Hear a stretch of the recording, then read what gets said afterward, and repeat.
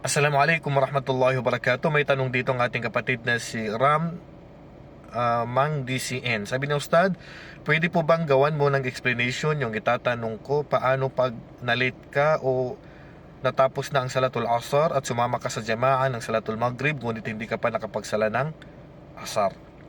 Okay, ang obligadong sala na nakalimutan natin o natulugan natin ay obligado pong palitan natin agad. Hindi pwedeng hindi mo papalitan. Halimbawa, hindi ka nakapagsala ng asar tapos nabutan ka ng kinabukasan, ay hindi mo napapalitan. No, obligadong palitan at hindi pwedeng sadyain mo na hindi ka magsasala nito. Napakalaking kasalanan yun. Ang ilan sa mga ulama, labas ka na sa Islam.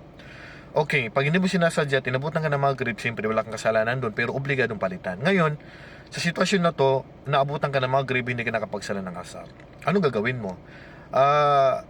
Ang pananaw ng karamihan sa ulama, siyempre, Maghrib yung sala ng imam, ikaw asar pa rin. Pag nagsalam yung imam, Assalamualaikum warahmatullah, Assalamualaikum warahmatullah, tatayo ka at magdadagdag ka ng isang raka. Kasi asar po yung salam. Walang problema na ang sala ng imam mo ay Maghrib at ang sala mo ay asar. Walang problema, magkaiba kayo ng sala. Ngayon, tungkol naman sa ibang pananaw ng mga ulama, walang problema ang mag-maghrib ka muna. So magsala ka muna ng maghrib bago ka magsala ng asar. So pagsalam ng maghrib, then palitan mo yung asar. Pwede po yun. Allahu alam. Assalamualaikum warahmatullahi wabarakatuh.